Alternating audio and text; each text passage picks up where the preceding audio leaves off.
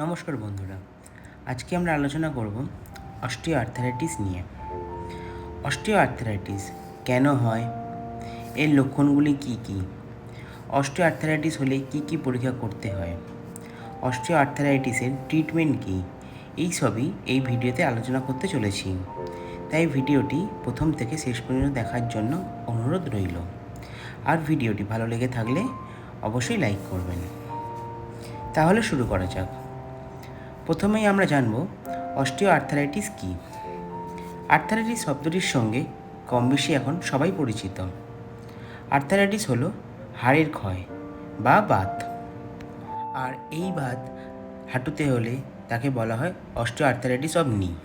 তথ্য অনুযায়ী মানুষের অক্ষমতার প্রথম ও প্রধান কারণ হলো এই আর্থারাইটিস। শুধু আমেরিকাতেই 7 মিলিয়নের বেশি মানুষ এই আর্থারাইটিসে আক্রান্ত হলেও আমাদের দেশে আক্রান্তের সংখ্যা 22 থেকে 40%। এই হাড়ের ক্ষয় অর্থাৎ অস্টিও আর্থারাইটিস ছেলেদের থেকে মেয়েরা অ্যাফেক্টেড বেশি পরিমাণে হয়ে থাকে। দেখা যায় দুটি জয়েন্টের মাঝে যে কার্টিলেজ থাকে সেই কার্টিলেজের ক্ষয় বা ডিজেনারেশন চেঞ্জ হলে অস্টিও আর্থারাইটিস হয়ে থাকে। অস্টিও আর্থারাইটিস শরীরের জয়েন্টগুলিতে দেখা যায়, যেমন হ্যান্ড, নি জয়েন্ট, হিপ জয়েন্ট, নেক অর্থাৎ সার্ভাইকাল স্পাইন এবং লোয়ার ব্যাক অর্থাৎ লাম্বার স্পাইন, এগুলিতে দেখা যায়। এবার আমরা দেখব অস্টিও আর্থারাইটিস হবার কারণ কী, অর্থাৎ অস্টিও আর্থারাইটিস কেন হয়। আর্থারাইটিস হবার কারণকে দুটি ভাগে ভাগ করা হয়েছে। একটি হলো প্রাইমারি অস্টিও আর্থারাইটিস, আরেকটি হলো সেকেন্ডারি অস্টিও আর্থারাইটিস। প্রথমে আমরা আলোচনা করব প্রাইমারি অস্টিও আর্থারাইটিস নিয়ে।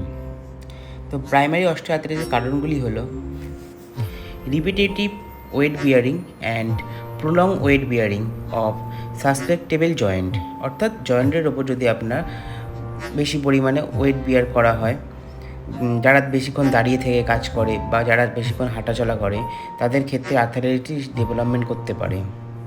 দ্বিতীয়ত competitive sport with inadequate rest period, তারপর ওবেসিটি একটা প্রধান কারণ অস্টিও আর্থারাইটিসের জন্য।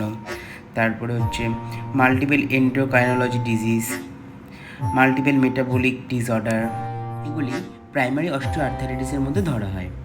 এবার আমরা দেখব সেকেন্ডারি অস্টিও আর্থারাইটিসের কারণগুলি কী কী।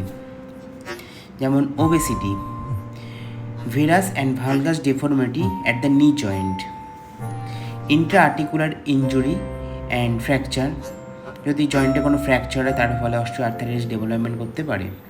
আর যাদের আর ফ্যাক্টর পজিটিভ আছে অর্থাৎ রিমোটয়েড আর্থারাইটিস যাদের আছে তাদের অস্টিও আর্থারাইটিস হতে পারে। যাদের থাইরয়েড আছে তাদের ক্ষেত্রেও ডেভেলপমেন্ট করতে পারে। তো এগুলোই ছিল অস্টিও আর্থারাইটিসের কারণ। এবার আমরা দেখব অস্টিও আর্থারাইটিস সিমটমগুলো কী কী দেখা যায়। প্রথমেই পেন, সবথেকে বেশি পরিমাণে থাকে ব্যথা, স্টিফনেস থাকে, সোয়েলিং থাকে অর্থাৎ ফুলে থাকে, টেন্ডারনেস থাকে, জয়েন্ট মুভমেন্ট করতে খুবই অসুবিধা হয়। যাদের নি জয়েন্টে অস্টিও আর্থারাইটিস হয় তাদের হাঁটা চলার খুবই প্রবলেম হয়। কোনো কাজ করলে পেন অর্থাৎ ব্যথা খুবই পরিমাণে বাড়ে। এই প্রবলেমগুলি অস্টিও আর্থারাইটিসের ক্ষেত্রে দেখা যায়। এবার আমরা দেখব অস্টিও আর্থারাইটিস হলে ডক্টররা কী পরীক্ষা করতে দিয়ে থাকে। একটি ব্লাড টেস্ট করতে দেয়, ফ্যাক্টর পজিটিভ আছে কি তার জন্য একটি ব্লাড টেস্ট দেয়। যে জয়েন্টে আর্থারাইটিস হয় সেই জয়েন্টে এক্স রে বা এমআরআই করতে দেয়। অস্টিও আর্থারাইটিস হলে ডক্টররা কী কী ট্রিটমেন্ট করে থাকে সেগুলি আমরা দেখে নেব।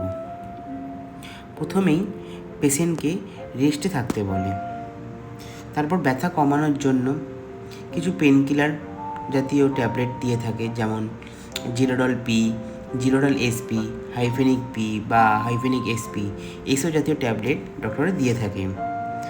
আর তার সাথে কিছু ক্যালসিয়াম জাতীয় ওষুধ দিয়ে থাকে।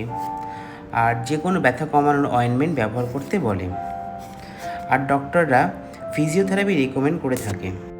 আর যে জয়েন্টে অস্টিও আর্থারাইটিস হয়েছে সেই জয়েন্টে কোনো ব্রেস বা বেল্ট ব্যবহার করতে বলে। নি জয়েন্টে হলে নি ব্রেস দেয় বা লাম্বার জয়েন্টে হলে এলএস বেল্ট ব্যবহার করতে বলে। একটা কথা বলবো, যদি আপনার অস্টিও আর্থারাইটিস হয়ে থাকে অস্টিও আর্থারাইটিসের জন্য সবথেকে উপকারী হচ্ছে এক্সারসাইজ, যেটা আপনাকে ফিজিওথেরাপিস্ট গাইড করে দেবেন।